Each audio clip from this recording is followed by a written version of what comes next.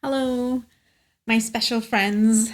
I have been debating for a while what to call my little group of members that enjoy these special videos, and today I'm toying with the idea of calling you guys sunbeams in honor of chapter two, which is what we're exploring today, and the metaphor that we are all extensions of the divine in the same way that a sunbeam or a ray of sunlight is an extension of the sun, not a separate entity from the sun, but just a piece of the sun in a specific location. So for today, I'm going to say hello, my sunbeams. Thank you for gathering today around this topic.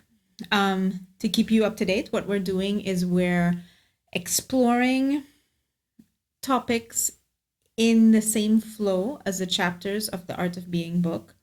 And to give you some context, the intention of the book is very simply to help you to immediately understand what is causing you mental distress, emotional distress, and what is the root of that problem and how to fix the root of that problem. And we begin at the beginning. And last week we explored asking for help and allowing help to come and believing the help is capable of coming and that you are worthy of receiving help and just opening yourself up to that. And now we're going to explore chapter 2 is called What Are You? And the reason why it's a couple of different reasons why I'm exploring what you are, your nature. So, well, first, that's it, your nature. If you don't know what you are, then you don't know the nature of what you are. So, a beam of sunlight that is complaining about its darkness does not have a darkness problem. It has a cognition, a self-awareness, a self-perception problem, right?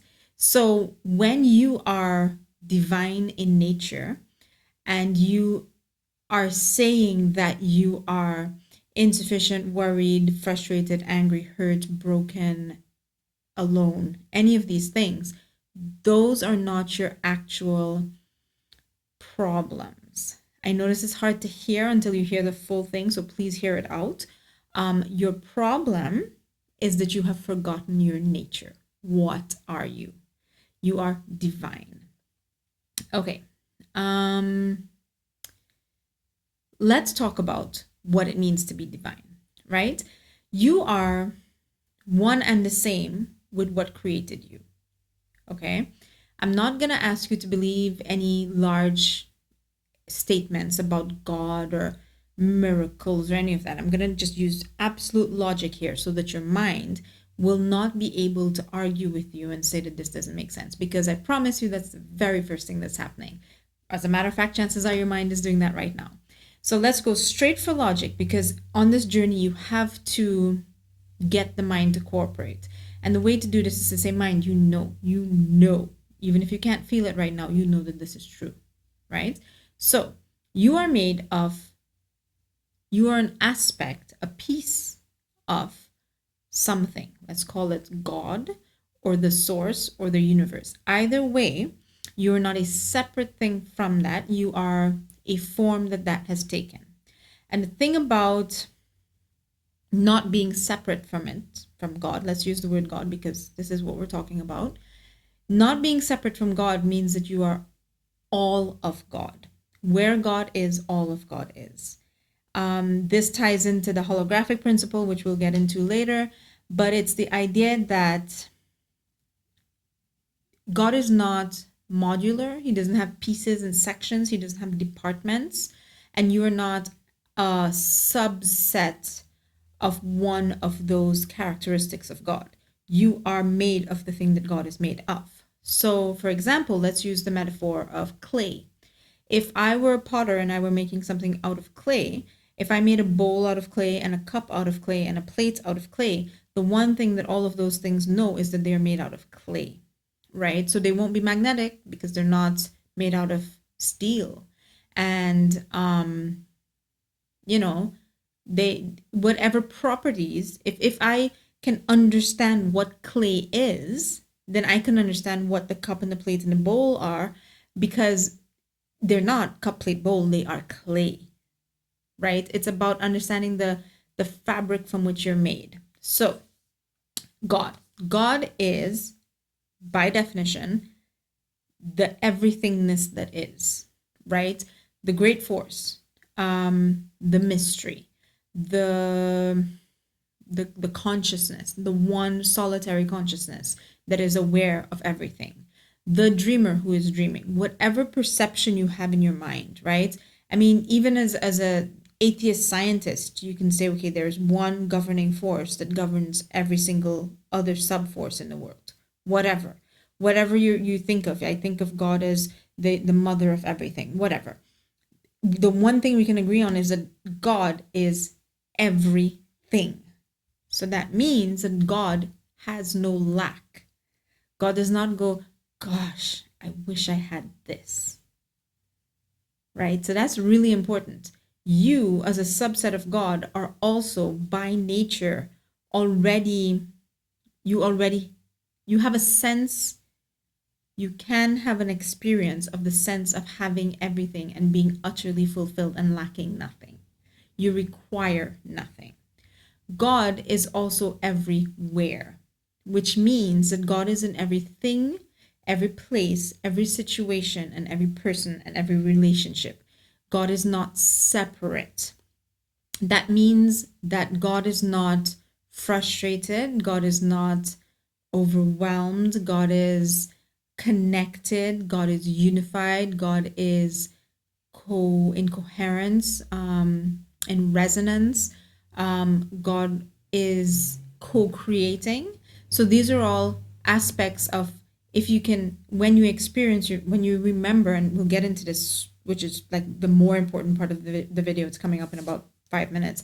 When you become aware of these aspects of yourself, you become aware, you cease to be aware of the illusion of conflict and strife and frustration. And I know it sounds like I'm oversimplifying it. And I'm not saying that you're just going to meditate and be like, oh my God, I'm God and everything works great. No, but you're going to realize nothing is my enemy. Even my boss or that guy at work or my neighbor, the family member that is challenging me to my core is not my enemy. We are co-creating a situation in which he is learning let's assume that person is unconscious. That person is refulfilling their emotional blockage in a loop, and I am fulfilling my desire to release pains and triggers inside of me. And the two of us together, we're co-creating. So we're not fighting. We're co-creating an experience.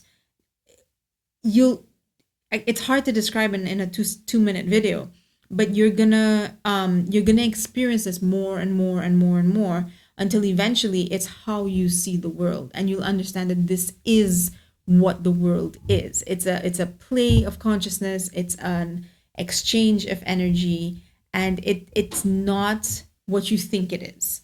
Like, it's not what the mind thinks it is. But anyhow, so we know that God is everywhere, everything. What else? God is not in need of change or upgrade or perfection in any way. And that implies that God is, to state it simply, God is perfect. God is content and just right as is. God is the absolute opposite of unhappiness. So let's talk about happiness and unhappiness for a second here. We are trained to believe that happiness is something that you attain. Oop, happiness, I have it. I have got happiness, and I add it onto my being, and I'm like, now I am happy. It's actually quite the opposite. Unhappiness is what you get. Your base state isn't some sort of blissful, oh my God, I'm so happy. But instead, your bliss state is, I'm good. I lack nothing. I need nothing. I want nothing. I'm content. And that is happiness. It's not elation. You're not going to see fireworks or anything. You're just going to be like, oh, okay, I'm happy. I'm happy. I'm happy. And then when you go out there and you fall for illusions or get caught up in different things or engage in different things, then you go, oh, look, unhappiness, and then you find unhappiness and you're like, I have unhappiness. It's the other way around from how we've been taught. Okay, I want to get to the core of this video because you can read the other stuff. You can see more about this in other videos that I do. You can read about it in the book, the concept of, what are our properties. And whenever I talk about being, even when I lead the meditation on being, I make you aware of the fact that in this state, you are eternal, undamageable, unchangeable, content, and peaceful, right? So I don't want to go too much more into that, although I could. If you do have questions on it, these videos flow with the questions that you guys have. So go ahead and ask me and I will veer into that direction, even if I have to segue and make a different video. But for now, I want to talk about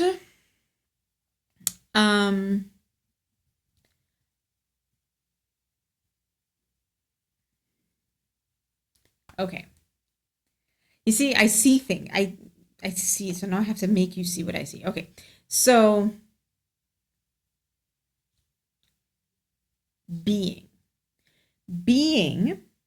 is, you'll notice throughout all of my teachings, I talk about being as an action. I talk about it as a state. I talk about it as your nature. I talk about it almost like it's a person. It's all the same. But for now, let's say being. Hang on just a sec. Okay, sorry about that. So being is, let's describe this as a state, okay? This is your God state, your basic state, your real state, your original state, your authentic state. This is a state of content, fulfilled, peaceful, connected. You have everything, you're connected to everything, there's no conflict. That state, being, right? But are you this right now? Yes. You cannot not be this being, right? A speck of sunlight is never at any moment in time not sunlight. But what you are, you as an individual human being, you are a locus, a specific point, and you are eyes. So imagine that God had 8 billion pairs of eyes or more, because there's all the other life forms, but God has many, many places from which God is perceiving and looking at life. So you right now, where you are, this place where you are, is the eyes to see. So you are seeing, and your experience of life is based on what you see. So this being state and the properties and nature of being are yours to experience if your awareness is on being, right? So the state of being is happiness. For the sake of tying this into a traditional teaching and statement, the awareness of being is bliss. Let's say that being is bliss. It is the happiest you can get, the most content you can get. It is the raw, natural state of I need nothing. It is a little baby staring off in space and smiling. It is a puppy hanging his face out the window and just enjoying the drive. It is just, I'm happy without cause. There's just joy. Life is just good. I'm good. Being is bliss if you are aware of it. If your awareness is looking at being, then you are experiencing bliss. So the awareness of being is bliss, right? I know it sounds like I'm making this up. I promise you I'm not. I did a video once recently where I asked AI, I said, hey, read every single ancient text, every sacred teaching, every ancient book, everything written by saints and sages and yogis over millennia, and summarize it into one sentence. And it said, when you go beyond the illusions of your collective trauma and pain, and you realize your true nature, you realize that nature is the happiest state that is possible, and that you are already that, if you remember to be aware of it. That statement, the awareness of being is bliss, Satchitananda, it's the absolute truth. I'm not making this up. If you spend your entire life looking and seeking, that is what you will realize, that you already have the nature, but the problem is that you're not aware of it. Okay, so how do you solve this? You solve this by realizing that your awareness is the missing link. Being already is. Bliss is already the property and nature of being, of the state of being. The fact that you exist. There is currently the potential experience of bliss, but you can only experience what you're looking at. So, if you look at, if you place your awareness on warmth, on heat, you will feel warm. If you place your awareness on anything, like I can just give you a million metaphors, but if you place your awareness on vulnerability, your experience is fear. If you place your awareness on injustice, your experience is injustice, resentment, revenge. If you place your awareness on the darkness that other people carry and bring in front of you and try to show you and try to put onto you, then your experience is of darkness. They give you there like an infection. They give you the darkness that they're consumed with, and your poor little traumatized, hurt self becomes stuck in the audacity of the darkness that they presented to you. And your awareness is of the darkness, and now your experience is of the darkness. Pain, hurt, hate, violence, any number of different things. I am very carefully not telling you to ignore those experiences, or that those experiences didn't happen, or that you caused them, or you're suffering because it's your fault, or you should just ignore them and pretend to be happy. No. I am saying that what you are, the eyes located in this spot, experiencing this world, and the being that is coming through this locus, those eyes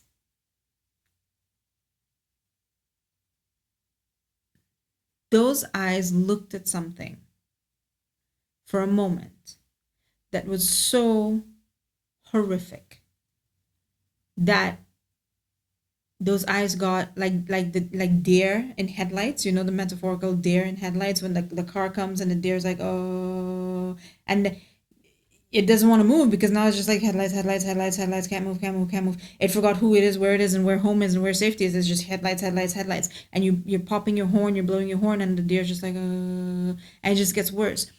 The jolt of whatever hurt you, scared you, wounded you, caused you to become frozen and staring at the thing that is causing the problem. Just like the deer staring at the headlights, you are staring at pain. Pain in yourself, pain in other people, pain in possible future scenarios.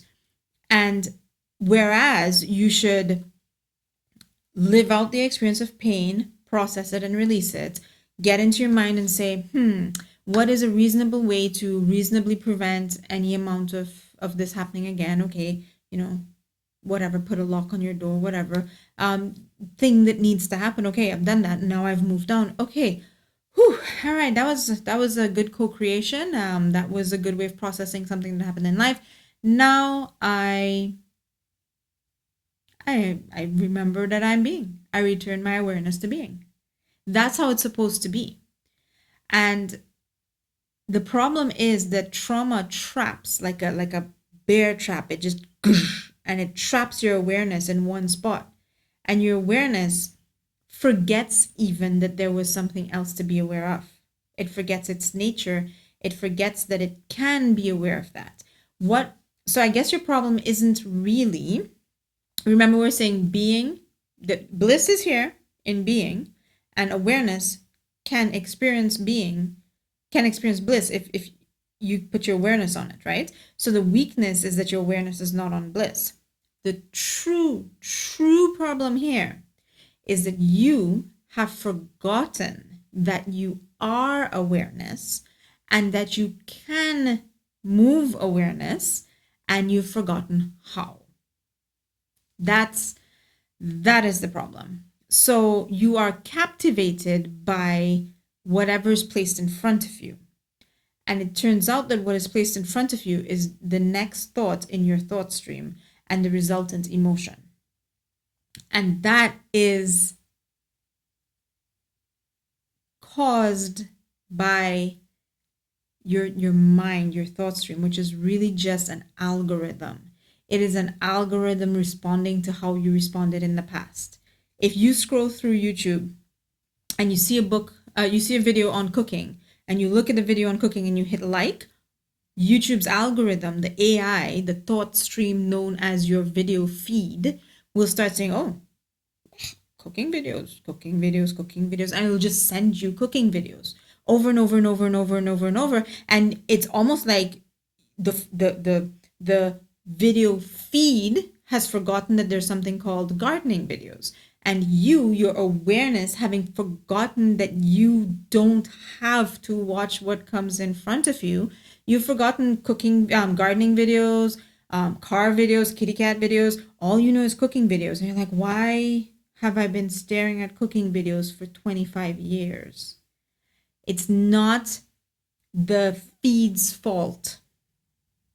It's the fault of the fact that you have forgotten, what am I looking at? Why am I looking at this? And couldn't I choose to look at something else? That's the thing. The loss of our conscious ability to shift awareness where we want happens so early in life that we have forgotten that it is an ability that we have. I can describe it as someone, imagine that you are paralyzed like you were born paralyzed without the ability to use your legs, and you're laying in bed in your hospital bed and you can't use your legs, but there's this magical surgery and this doctor comes and he reconnects the muscles and the nerves of your legs, and then you wake up from surgery and all the doctors and nurses and your friends and family are there and they're like, yay, you can use your leg again, and you're like, nope, I can't use my leg. And then the doctor says, yeah, just move your leg. And then you go, why? I don't know. What do you mean move my leg? And the doctor says you need to go and become aware that your leg is movable. And when you tell it to move, it will move automatically. You don't really know what a muscle or a tendon is. But when you tell the leg to move, muscles and tendons will lift that leg and move it. I know you haven't done it in decades, but let's practice. And that's what I'm here to do, is to tell you that you have the ability to move your awareness. Okay, so bliss is yours. Bliss is always there in being. And you can't have this as your experience if you put your awareness on it. But your awareness isn't on it. And you have forgotten where your awareness is, and you've forgotten that you can move your awareness. So your awareness is, first, just to summarize, your awareness is on the thoughts in your thought stream, the input of your 5 senses, the awareness of your body. That's essentially it. The thoughts in your thought streams are memories of the past and projections of the future. So that little package that I described is where your awareness is.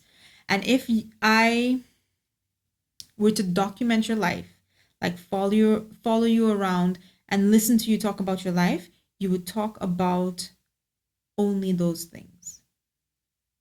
What I remember from the past, what I fear or hope for the future, what my body is telling me, what I taste, what I sense, what I feel, what I experience, how much physical pleasure that was, how much I enjoyed watching this movie. That's what you have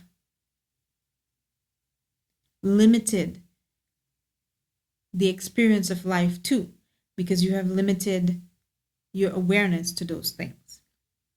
Okay, so now it comes down to moving, and of course there's the whole rest of the book and I don't want to go on forever, but it comes down to, okay, we know that the free will of moving your awareness is up to you, and it is the root cause of the problem and therefore the root solution to your problem. How do you move awareness? So thought comes in, I hate that horrible human being, and you go, oh, no, no, no, no, no, no, I'm not paying attention to that. It's not going to work. It's not going to work because you don't know where else to put the awareness. If you don't put it somewhere, it will go back to the thoughts.